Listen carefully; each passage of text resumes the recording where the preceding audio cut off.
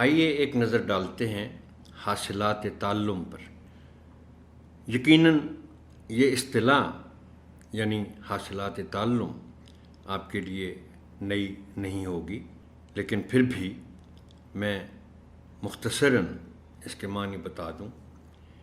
حاصلات تعلم سے مراد وہ ہمارے مقاصد ہیں جو ہم پڑھانے کے نتیجے میں حاصل کرنا چاہتے ہیں، یعنی اس باب کے پڑھنے کے بعد طلبہ یہ سارا کچھ کر سکیں گے۔ اس کو میں پڑھ دیتا ہوں۔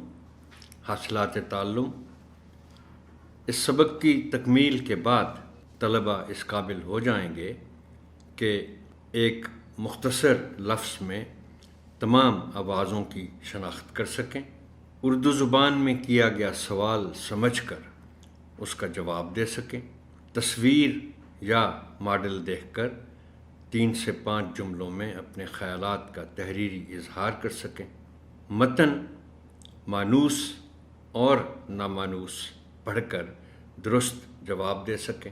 مانوس اور نامانوس کا مطلب ہے کہ مانوس متن وہ ہوگا جو بچے اس سے پہلے پڑھ چکے ہیں، اور نامانوس متن وہ ہوگا جو ان کے لیے نیا ہوگا۔ 2 حرفی، 3 حرفی اور 4 حرفی ارکان والے الفاظ لکھ سکیں۔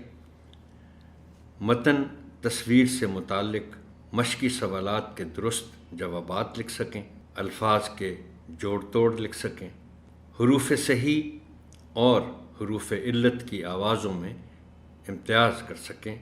مجھے یقین ہے کہ آپ کو پہلے سے علم ہوگا کہ حروف صحیح کون سے ہیں اور حروف علت کون سے ہیں، تاہم میں دہرا دیتا ہوں کہ انگریزی میں حروف صحیح کو کہتے ہیں کانسوننٹس اور حروف علت کو کہتے ہیں واولز، اور اردو میں الف، واو اور یہ حروف علت ہیں جو الفاظ بنانے کے لیے حروف کو جوڑنے کے کام آتے ہیں۔ الفاظ سن کر ہم آواز حروف کو پہچان سکیں، آہنگ اور لے کے حوالے سے سادہ مصرعے، اشعار اور نظمیں سن کر لطف اٹھا سکیں، پوچھا گیا سوال سمجھ کر اس کا جواب دے سکیں، حروف جوڑ کر ارکان بنا کر لکھ سکیں۔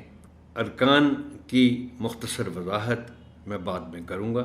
مختصر نظمیں انفرادی طور پر اور مل کر ترنم سے پڑھ سکیں، 2 سے 3 ارکان والے الفاظ استعمال کرتے ہوئے آسان جملے لکھ سکیں، حرکات یعنی پیش، زبر، زیر وغیرہ کی تبدیلی سے الفاظ کو درست تلفظ سے پڑھ سکیں۔